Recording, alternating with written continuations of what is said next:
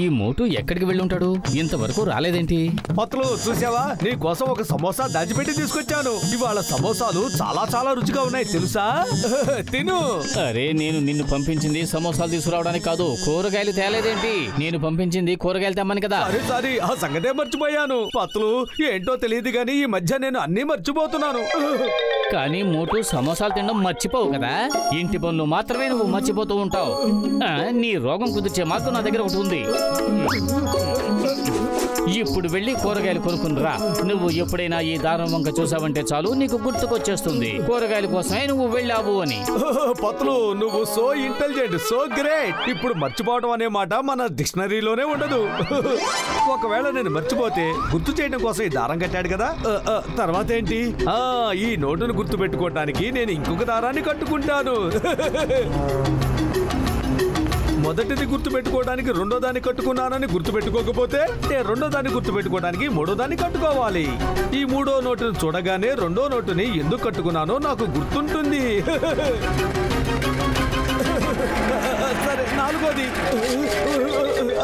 ఐదోది.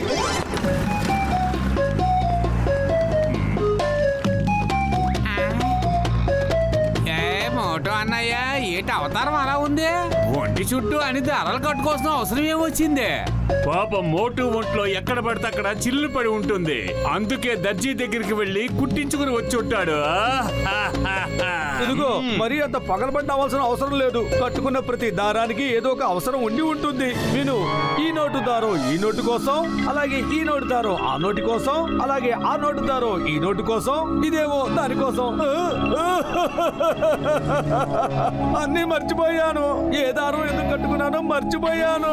పత్రులకు తెలిస్తే చాలా కోపడతాడు. ఇప్పుడు పత్రుల ముందుకు వెళ్ళి ఎలా నిలబడాలి? అసలు నేను ఇక్కడికి ఎందుకు వచ్చానో ఏమాత్రం గుర్తుకు రావటం లేదు. నువ్వు నా ముందుకు రావాల్సిన అవసరం ఏమీ లేదు. నేనే నీ ముందుకు వచ్చాను. ఒంటి చుట్టూ ఇన్ని దారాలు కట్టుకోవాల్సిన అవసరం ఏమొచ్చింది? నువ్వు ముందు డాక్టర్ జట్కా దగ్గరకు పద, వెంటనే పద. తను నీ మతిమరుపంతా వెంటనే తగ్గించేస్తాడు. చూడు పత్రులు, నేనేం రోగిచ్చేవాడిని కాదు. నేను డాక్టర్ జట్కా దగ్గరికి రాను. ముందు చెప్పు, నేను ఏమేమి సామాన్ తీసుకురావాలో చెప్పు, తీసుకొస్తాను. ఓకే ఓకే, నీకు చివరి అవకాశం ఇస్తాను. కూరలు, పప్పు, బియ్యం, నెయ్యి, గోధుమ పిండి, అంతే. ఈ సరుకులన్నీ కొనుక్కు రావాలి. ఇప్పుడు చెప్తాను చూడు, అన్ని గుర్తున్నాయి, అన్ని గుర్తున్నాయి. కూరలు, పప్పు, బియ్యం, నెయ్యి, గోధుమ పిండి. కొనుక్కు రావాల్సింది ఇవే కదా. తెగ కత్తి లాంటి నా పదునైన బుర్రలో ఒక చురుకైన ఆలోచన మెదులుతోంది. మీరిద్దరూ నాతో రండి.